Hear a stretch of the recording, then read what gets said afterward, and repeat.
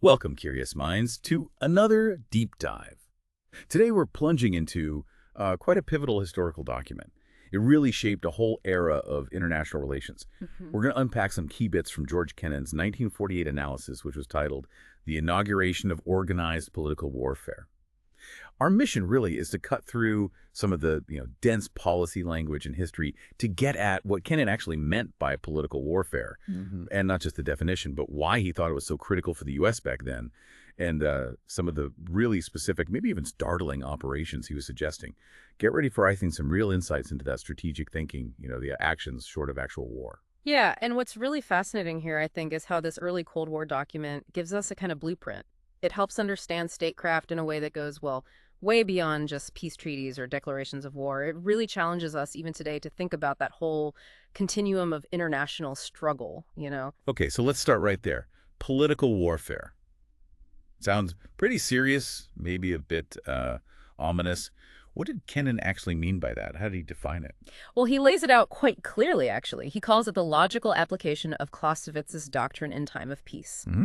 So the broad definition he gives is basically the employment of all the means at a nation's command, short of war, to achieve its national objectives.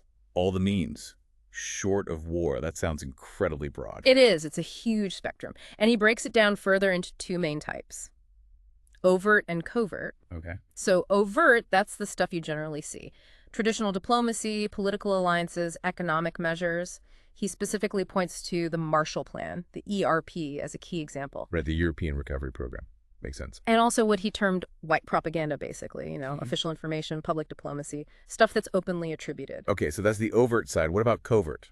Well, that's where it gets more into the shadows, obviously. Things like clandestine support for friendly foreign groups or elements, engaging in black psychological warfare, so propaganda or influence ops where the source is hidden or disguised, and even encouraging underground resistance movements inside countries the U.S. considered hostile. Wow. Okay, so if I'm getting this right, it's basically about using every single non-military tool you have. Yeah. From big economic plans right down to secret ops just to achieve your national goals without actually, firing guns. Exactly. Every tool in the toolbox, short of outright war. That's quite a toolkit.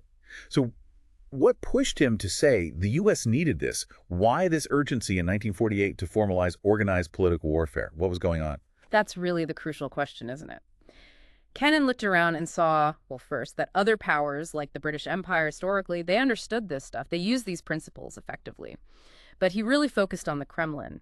He argued that their approach to political warfare, which he saw Lenin synthesizing from Marx and Clausewitz, was probably the most refined and effective version ever seen.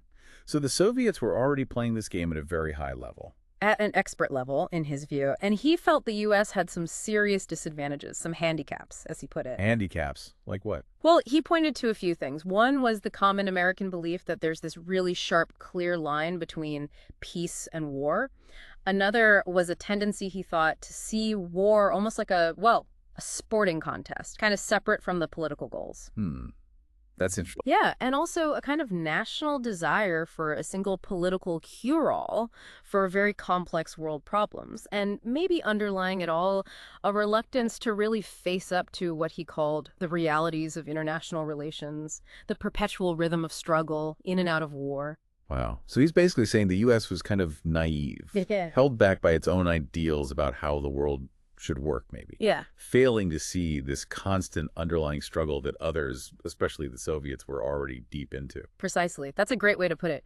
He saw the U.S. as needing to wake up to this reality. And he wasn't just theorizing. He pointed out that aggressive Soviet actions had already pushed the U.S. into things like the Truman Doctrine, the Marshall Plan itself, supporting Western Union.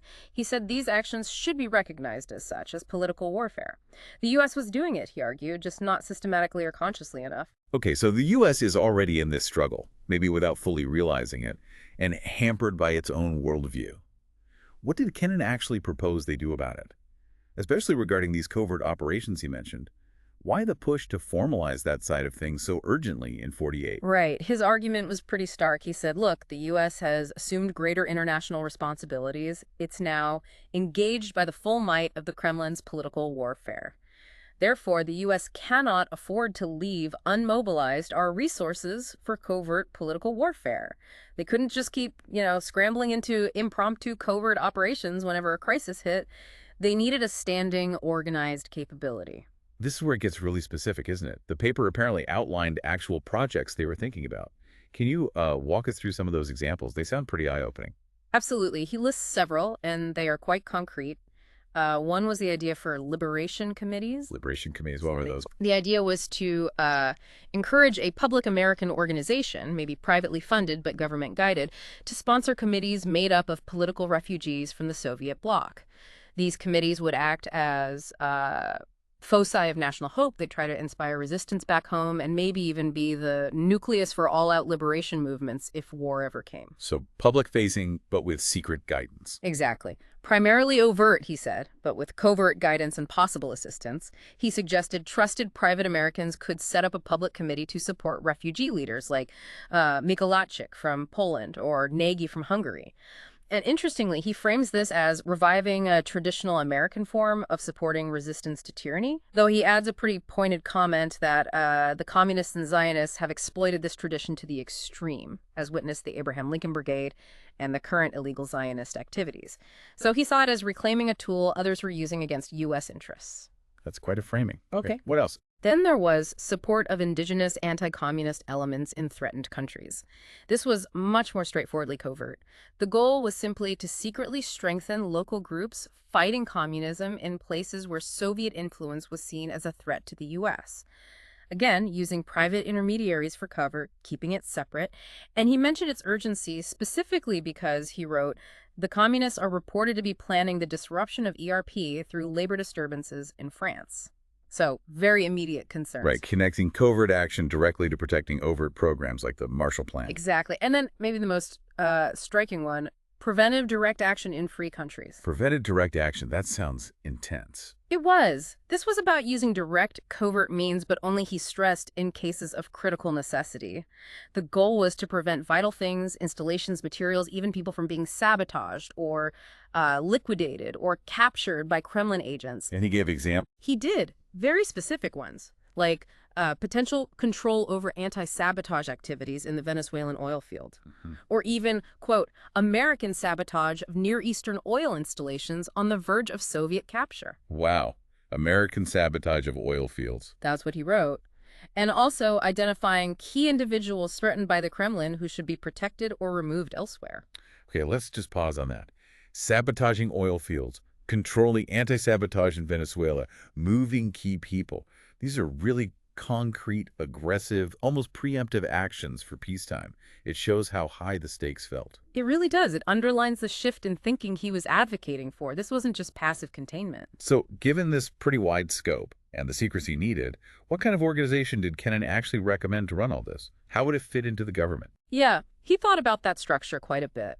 He stated plainly that the time was fully ripe for the creation of a covert political warfare operations directorate within the government. And he stressed unified command. One man must be boss, he wrote. And that boss should report directly to the Secretary of State. Directly to state, not, say, the military or a separate agency initially. Directly to state. His specific recommendations were, first, promptly set up a board, maybe called a consultative or evaluation board, technically under the National Security Council, but really as cover. The director of this operation would be picked by and answer to the Secretary of State. Okay, and staffing. He suggested starting small, maybe 4 officers from state and 4 from the Department of National Defense, lean and focused. But this board, he argued, needed complete authority over covert political warfare operations. It should initiate new ones and, importantly, bring existing covert stuff like maybe some CIA activities or things under military commanders under its unified control. So real centralization of covert ops. Yes. And the link back to regular foreign policy, the overt side, would happen right at the top through the Secretary and Undersecretary of State, keeping it all aligned. So putting it all together, Kennan was arguing for this powerful centralized hub inside the government, reporting to state, specifically to wage this covert political war. There's a really fascinating picture of how they saw the need to, well, fundamentally reorganize to fight in that perpetual rhythm of struggle he talked about, blurring those old lines between peace and war. We've really dug into George Kennan's 1948 vision for organized political warfare here. From that broad definition, the perceived U.S. handicaps he listed, right through to those surprisingly specific covert ops and the structure he wanted, it's a rare window into early Cold War thinking. It absolutely is. And if you sort of zoom out, connect it to the bigger picture, you see how these early Cold War figures were really wrestling with a world where conflict just wasn't playing by the old rules. This document really helps understand how these methods, short of war, became, well, institutionalized. It's a powerful reminder, I think, that those lines between peace and conflict, they've been deliberately blurred for a long, long time. So, thinking about all this, what really stands out to you from Kennan's ideas? Does that definition of political warfare, and especially the proactive, sometimes covert nature of it, does any of that feel relevant to how nations operate today? That's the big question, isn't it? How much of that 1948 blueprint, the mindset, the tools, the blurring of lines, how much of it still echoes in the ways nations compete and influence each other right now, even without a declared war footing? Definitely something to think about until our next deep dive.